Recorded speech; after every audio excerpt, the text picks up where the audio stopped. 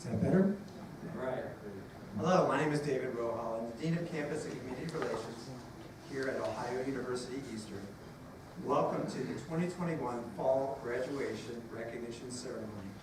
As we begin our ceremony today, we're going to play the national anthem performed by Dr. Sarah Mayan Hayes and Dr. Doran.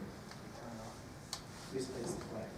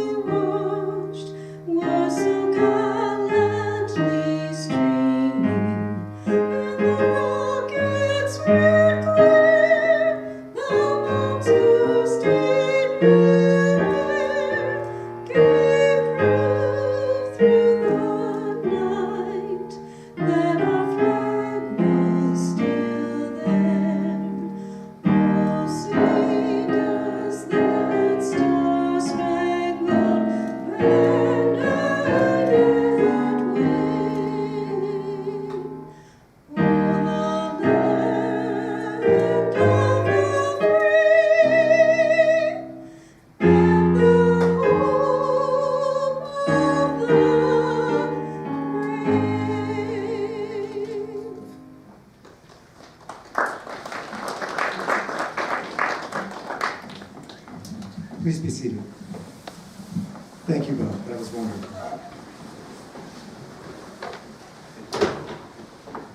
Well, welcome to our graduates, their families and friends, and to the faculty and staff of Ohio University Eastern.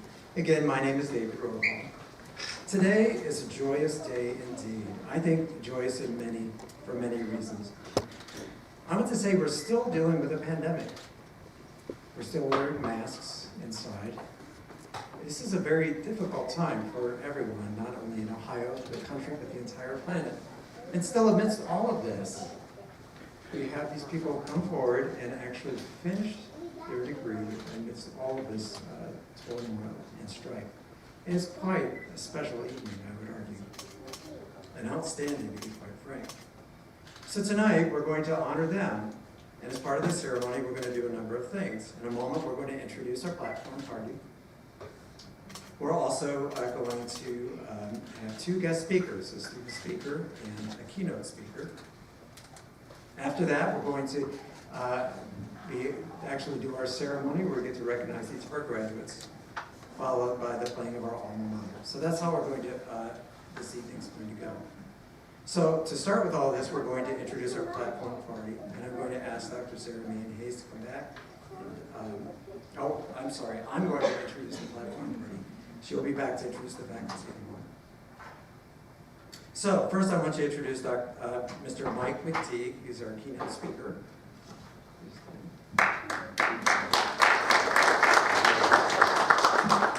You're going to hear a lot about him tonight. He's an outstanding member of our faculty and now emeritus faculty. Next, I want to introduce Ashley Doran. She's a representative of our coordinating council.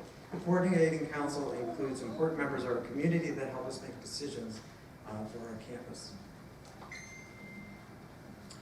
I want to also introduce Dr. John Prather.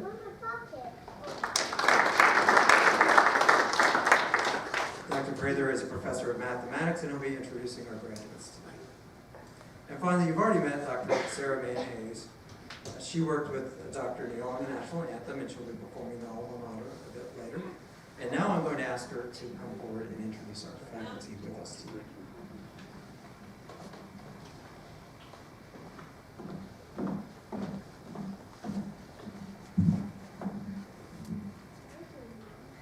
Thank you, Dr. Rohal. It's my honor to introduce the faculty members who have been instrumental to the training of our graduates. As I call your name, would you please stand so we can recognize you? Dr. Jim Casebolt, Psychology. Dr. Tom Flynn, English. Dr. Warren Galbraith, Social Work. Mr. William Jones, Exercise Physiology. Dr. Paula McMurray-Schwartz, Early Childhood and Elementary Education and Faculty Chair. And Ms. Kim Ciroli, Early Childhood and Elementary Education. Thank you.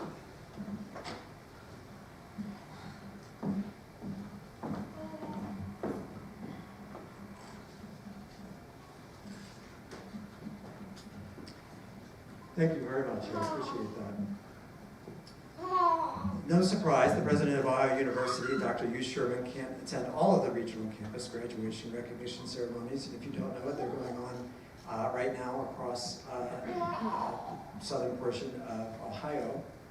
So he's made a recording for all of us at the regional campuses, and we're trying to set that up as we speak.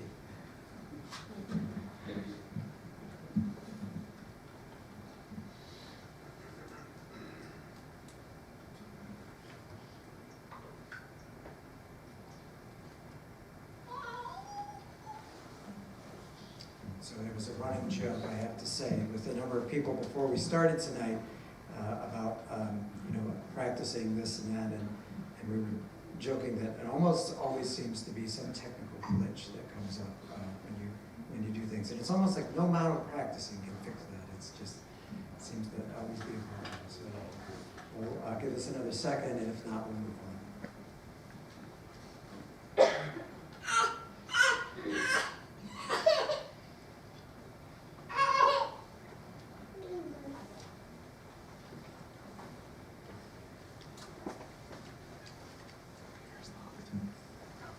I think what we're going to do is we'll move on to our first speaker tonight.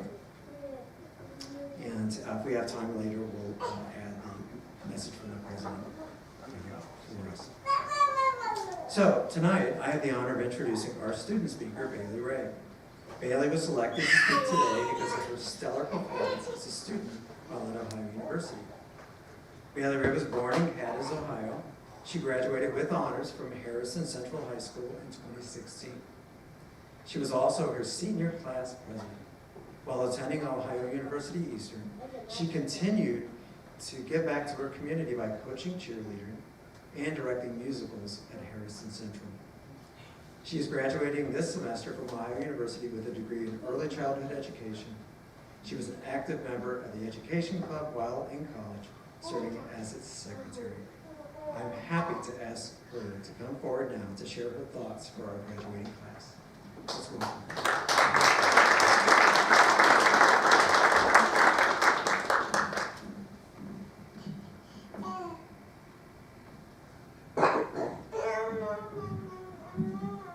Thank you, Dean Rohal.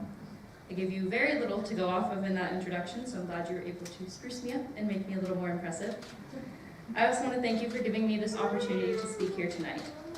I was hesitant at first, but in writing this speech, I have come to realize the magnitude of what we've all accomplished here. While I'm giving you thanks, there are very many important people in my life that I need to thank as well. First and foremost, my family. My parents, who support every decision I make and try their best to understand the irrational ones. My sister Carly and our good friend Ashley, who talked me out of some of the irrational decisions, and our other friend Medina, who talks me right back into them. To my friends from my Model United Nations program, thank you for showing me that your most intense friendships are also your best. And I can't forget about my nephews, who gave me endless practice teaching with their homework and COVID homeschooling. I also need to thank my amazing professors from the years, especially Dr. Paula and Mrs. Soroli, who talked me down quite often and always made sure I believed in myself as a teacher. Speaking of teachers, I want to thank my mentor teachers through the years for letting me come into their classrooms and helping me grow my knowledge in the profession. I specifically need to thank Sarah Hibbets and Amanda Cole. Without these two women, I would not be the teacher that I am. The amount of confidence and time you gave me are unmatched. And to everyone else who gave me advice and kindness along the way, thank you. I needed it more than you know. I needed that confidence for many reasons, but especially for the one I'd like to talk about today. There are an awful lot of things in my life that I did not plan for. I did not plan on being an anxious and depressed person. I did not plan on being a cheerleader all through high school. Did not plan on moving in and then back out of a dorm room at Kent State University within a span of 6 hours. I did not plan on becoming a teacher, and I did not plan on coming to Ohio University Eastern. You see, I've always considered myself to be a planner. I have multiple calendars hanging in my room for each part of my life. I use the Reminders app on my phone as my sole lifesaver, and I don't know what's going on, I get very anxious, even more than the usual. So knowing that, it must be surprising to hear how much of my life has gone the opposite of what I have planned.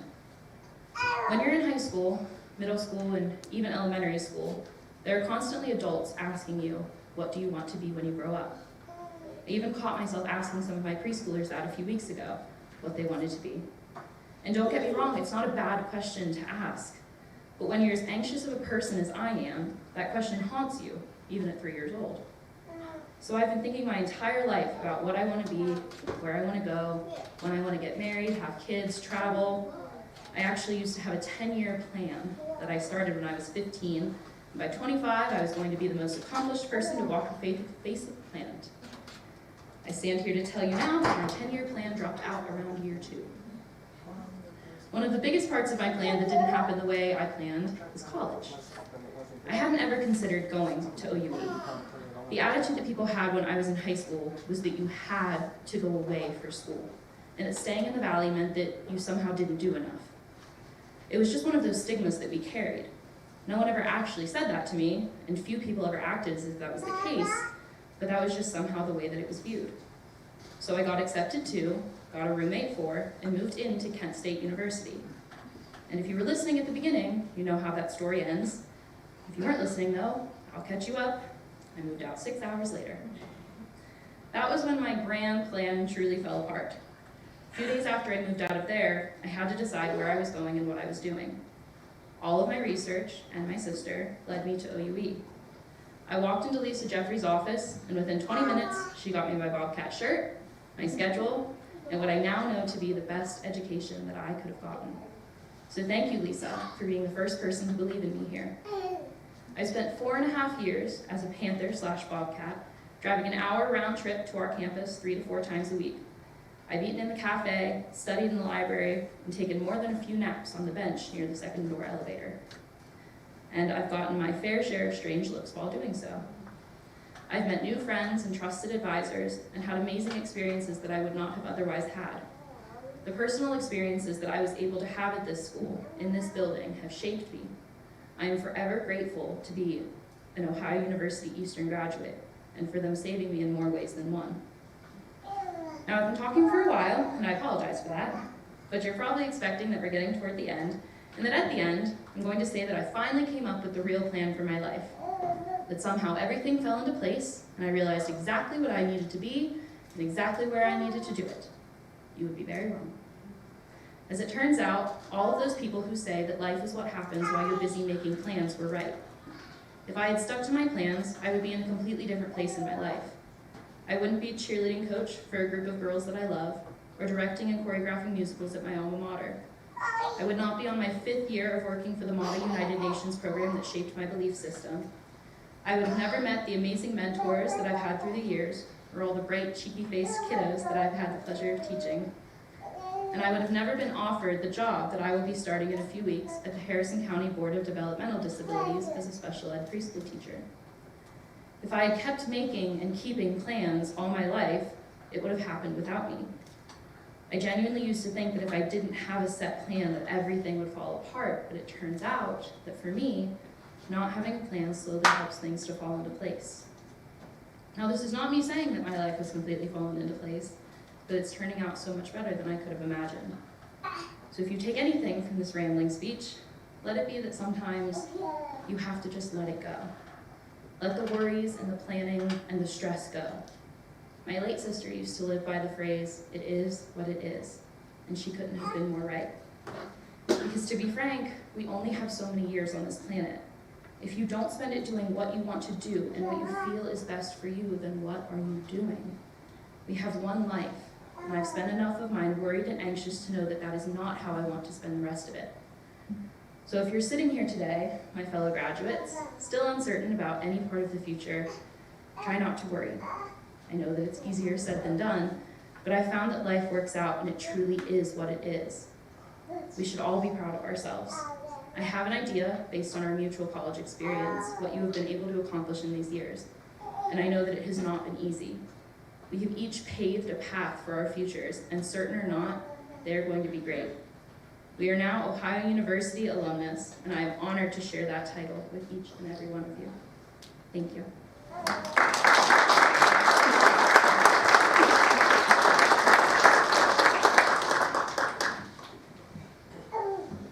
Well said, thank you. And again, I want to thank you for your continued service to your community, even while you were completing your studies here. And I suspect you're going to continue to do that after you leave, so thank you for that. Tonight, we have, for me, a special treat. I think you're going to find that as well. Well, we kind of have two introductions. We've got me, and then I'm going to, in a minute, ask Tom Flynn to come up and introduce Mcteek, our keynote tonight. Mcteek, again, has been here for quite some time, and he has a lot to share, and this is a particularly important time for us because in the spring we're going into our 65th anniversary as a campus, and there's no one who can speak better about our campus than Mr. Mcteek. So I'm going to ask Tom Flynn to come up and introduce Mike for us. Thank you.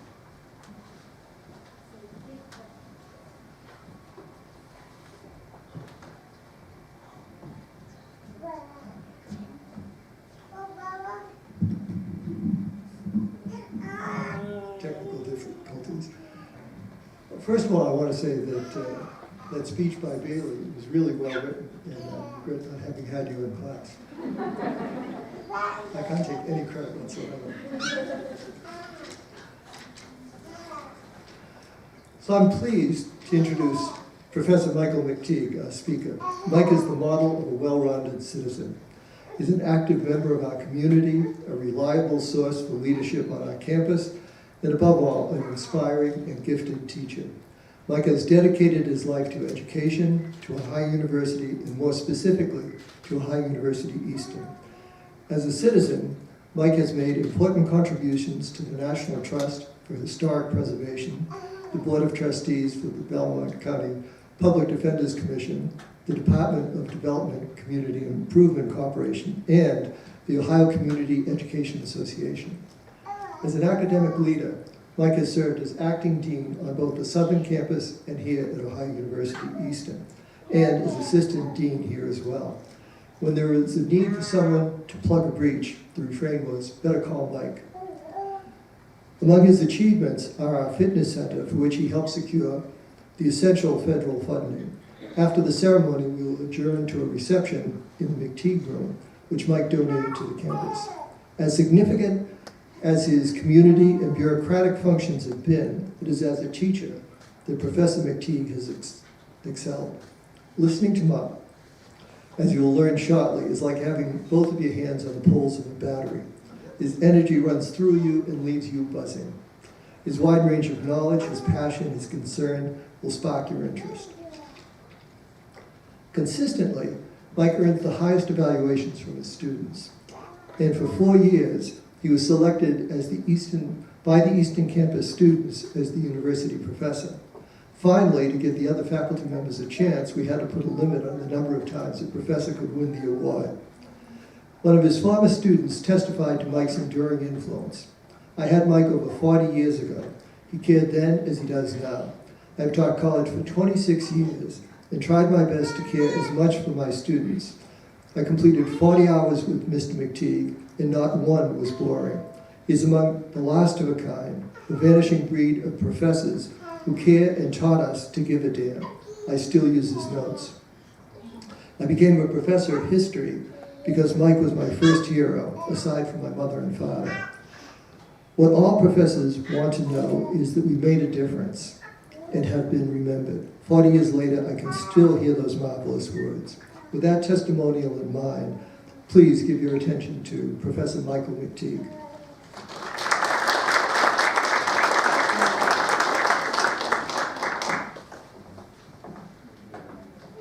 That's a bit much. That's a bit much. But I had to tell them that I did something while I was here, because I've been here forever. But I would like to start with a small statement that I've used for my own motto over many years. And it's a comment by Robert Frost. And it goes, "I shall be telling this tale with a sigh, somewhere ages and ages hence. Two roads diverge in a wood, and I took the one less traveled by, and that has made all the difference." So for all of you, sometimes they will say, "Why did you attend a regional campus?" And you can tell them that it was a choice that you decided to take a road less traveled by, and it will make all the difference in your future. The reason I say that is I came here as an appointee. They didn't hire me, I was sent, and I was sent for one term in 1966. And I believe this is the year 2021, and I'm still here. And they can't get rid of me. They've eliminated my job several times, and I still stay. So for many, it is a place where all of the accolades that I have received came because I was a faculty member at this institution. I have a spouse who had both an undergrad and a graduate degree, myself a graduate degree, 3 sons. The first has an undergraduate degree, and the next 2 have both an undergraduate and a graduate degree. So we bleed green and white at the Mcteek household, and it's been a marvelous circumstance. I've had every opportunity made available that you could possibly imagine. But for some of you sitting here, what I'd like to do is take you down a little bit of memory lane, because this is what we're celebrating. We're now coming on our time here. And as I have told my colleagues over and over, I was here before the building. I was here probably before dirt. But I'm starting with the year 1963. I went to Ohio University as a graduate student, and the man I was to study under died. They told me, "You're now teaching his classes," and that's how I began. My plans were totally different. I was going to go to law school. When I finished my graduate degree program, a fellow by the name of John F. Kennedy came along and said, "Don't ask what your country can do for you. What can you do for your country?" Ohio University had Peace Corps programs, and I joined one, and they sent me to Malaysia, a place called Sarawak on the island of Borneo. And we didn't last long there because we were inept. We couldn't speak the language. We tried to offer them assistance. What they really needed was a group of farmers, not a group of academics. But nonetheless, it was still an idea. I learned more from the people that I associated with than what I perhaps offered them. Coming back, when they sent me here, I thought, I'll still go for one term. And we were then teaching at a high school in St. Clairsville. We had started with a high school program in Martins Ferry. It then moved to St. Clairsville. And across the way, in case you're not familiar, there was an old sanitarium. And we were going to make the campus there. In fact, we had the building, the whole works. But parents, such as yourself, thought if it was a sanitarium, perhaps there was a carryover of tuberculosis genes somewhere in the building, and it simply didn't fly. So the building was built here. The man who was perhaps the author behind this idea was a fellow by the name of Jim Rhodes, who was governor at the time, and he wanted to create a regional campus within 30 miles of every person in the state of Ohio.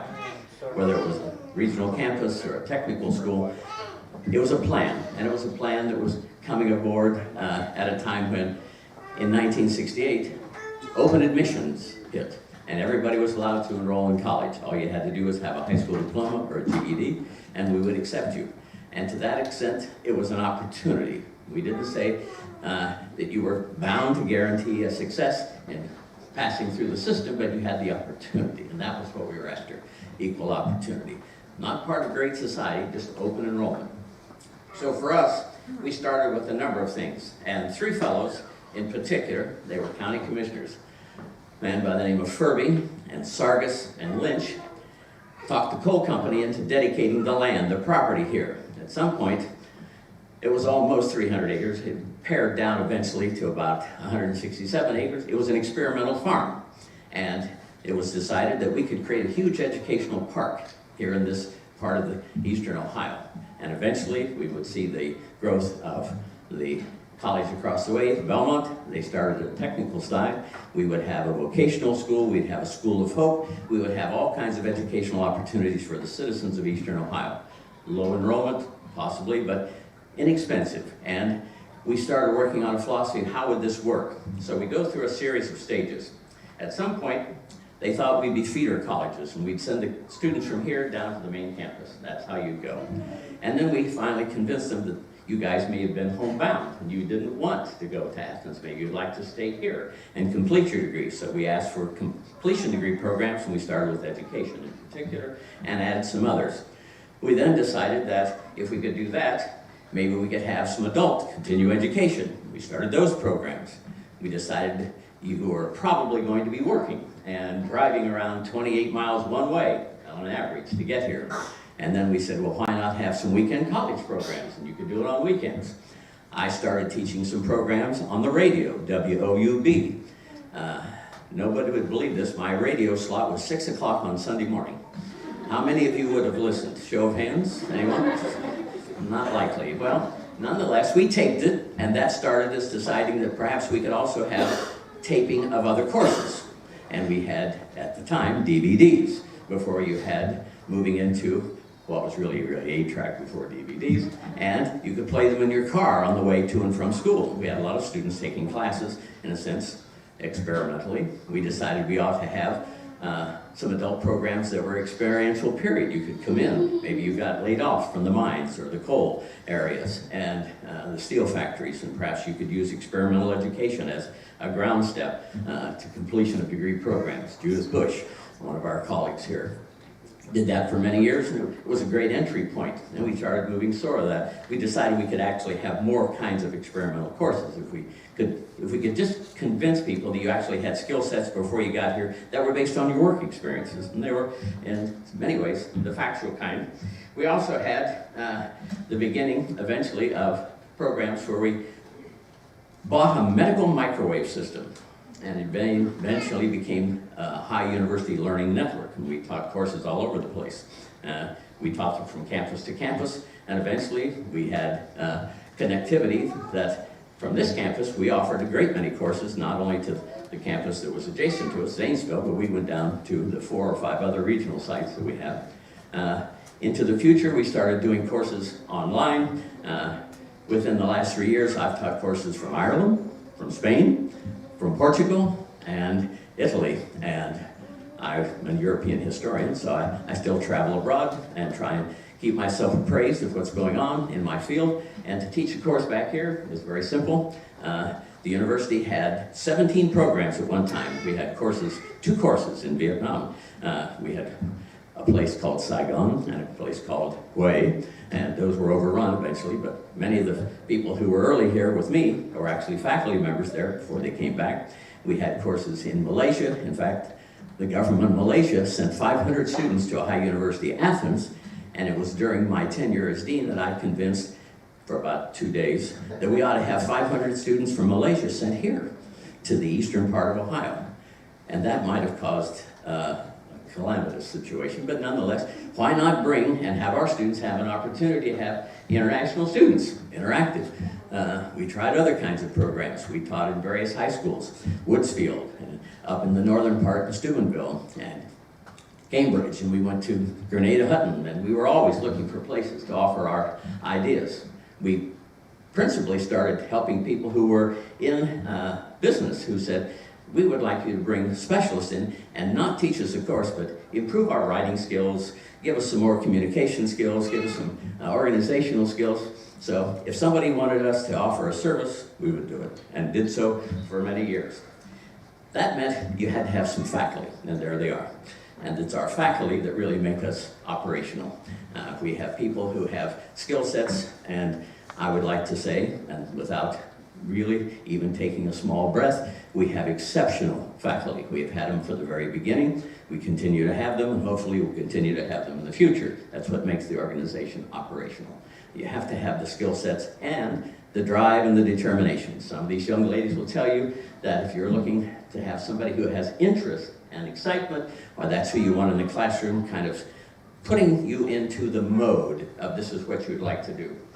We also provide internships, and we provide placement for your educational experiences, and we work with county governments, and we work with various city governments, and we write grants, and we try and offer insight as to what, because a faculty member has 3 parts of a contract. They teach, it's supposed to be excellence in teaching. Research, supposed to do quality research, but service to the community. And in service to the community, that's where we try and gain the responsibility. What does the community need from us? They like us to have some assistance. Maybe MMRD needs somebody who has professional skills, and we could offer insight. Maybe we could offer some insights to city governments when they're rewriting their charters, or we would go to schools and they're looking for mission statements, and we provide all kinds of service. Warren and I worked on a drug court, got grants of over $100,000 to try and tamp down some of the drug activities in the community. The grant writing is a function that most faculty members spend a great deal of time with, and we think of it as a service to the community. It's not a paid position. We're offering our services because of our training and background. For those kind of things, it's the extent that makes us, I think, a viable entity in the community. When you get your degree, you're going to see on it, it says Ohio University, with the recommendation of the faculty, that's us, will award you the degree. So we are recommending you, and these people are recommending, so am I. It will also say you will have all the honors, the rights, and the privileges unto, meaning you will now be licensed to teach in education. You will have to go and make sure you pass certain kind of testing, continue your education, make sure that you're noteworthy, and it's sealed and held in perpetuity at the university. Matriculated to the university, it'll be there forever. That record will always be there, transcript will be available, all of it, and then some. So, when I finish, I would probably say you would need to do one more thing. And there's a Latin saying called carpe diem, C-A-R-P-E-D-I-E-M. Seize the moment, seize the opportunity, take the chance, and I think you will all do well. And for those who are sitting in the audience, we would like to do one more thing for you, and that is, I would like you all to stand, and I would like you to applaud your parents and all those people who have helped you all the way through, and give them a hand, for they're the ones that gave you the opportunity. And we finish by saying, O-H. O-H. O-H. Ohio. There we go.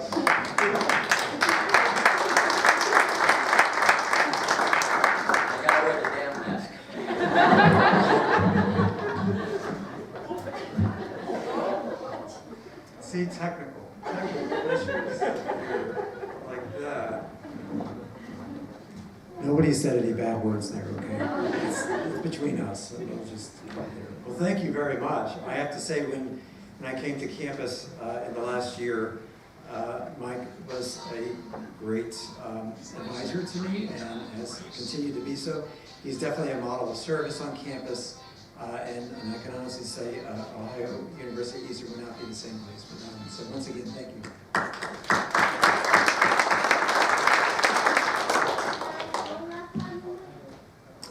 Okay, this is where we actually get to award our candidates and welcome them to the Bobcat family officially.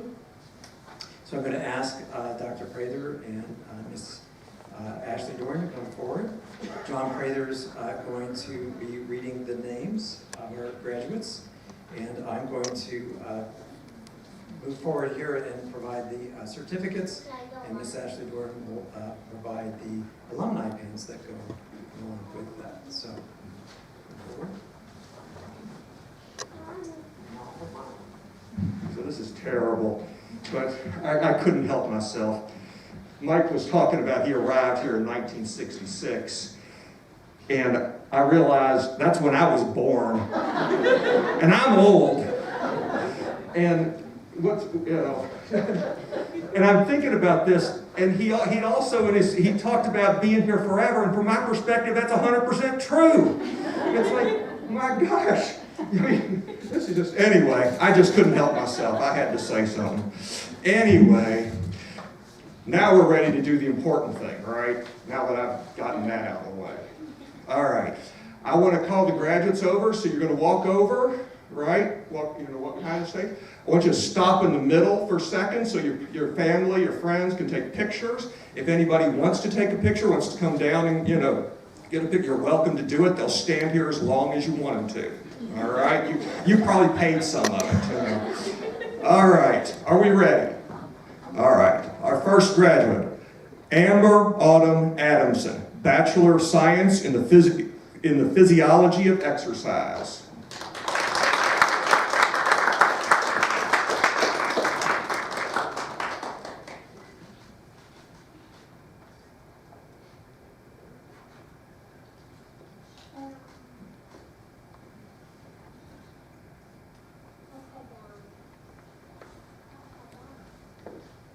Carrie N. Alexander, Bachelor of Science in Education, Middle Childhood Education, cum laude.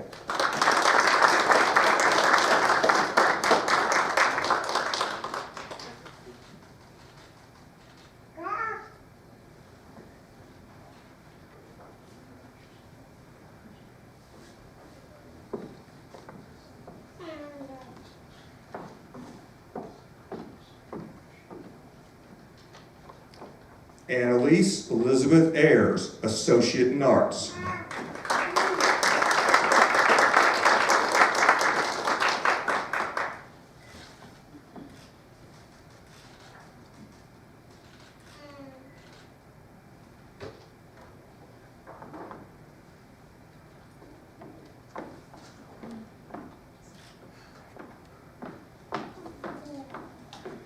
Alyssa M. Blake, Bachelor of Criminal Justice.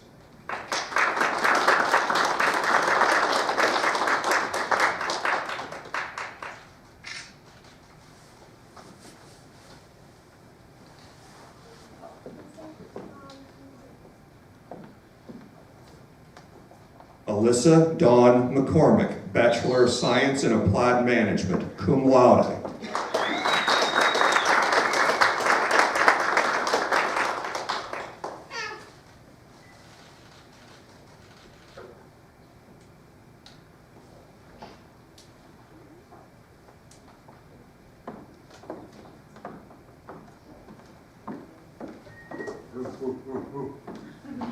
There you go. Bailey Nicole Ray, Bachelor of Science in Education, Early Childhood Education, summa cum laude.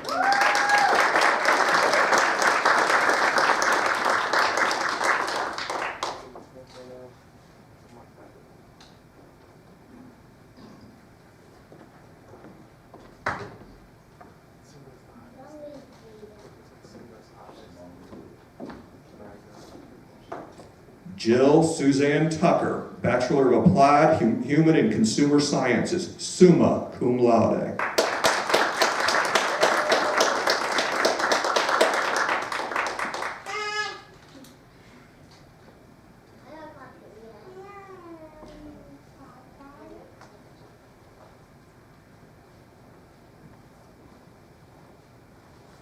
Michaela Marie Turkle, Bachelor of Science in Education, Early Childhood Education.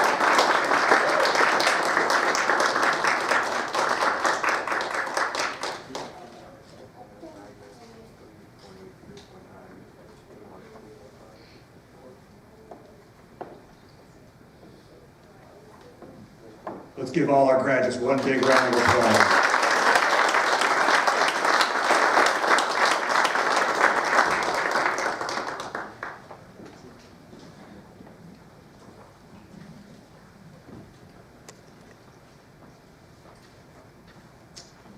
Thank you, Dr. Prather. Oh. Thank you, Dr. Bailey. As we close tonight, we're going to have a special treat. It's a unique opportunity, at least for me, as a musician, to have the honor of having our alma mater performed both with a live instrument as well as performed by Dr. Sarah Van Hayes. So I'm going to ask her to come back, and we're going to listen to her alma mater.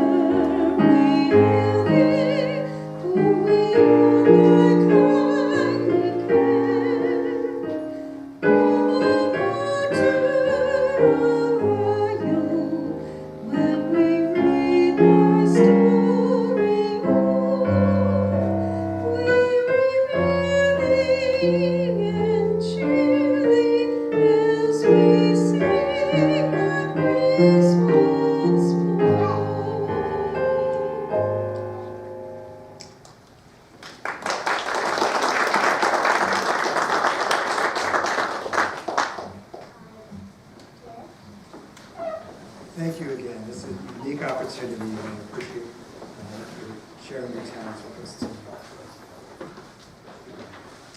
Well, we do have one more thing we need to do tonight.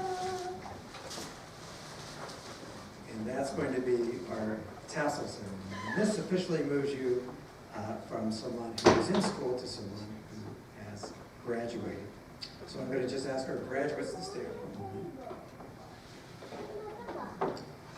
Let me make sure I've got mine on the right side. I brought a prop in for myself. So, if you don't know it, when you're graduating, you're supposed to come in with your tassel on the right.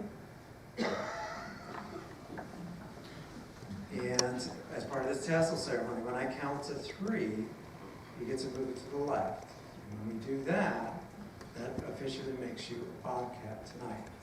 And that's going to also be the conclusion of our ceremony, and the platform party will be followed by our graduates and then everyone else after that. So are you ready? Ready to be a bobcat? All right, we're going to count. You ready? 3, 2, 1. Congratulations.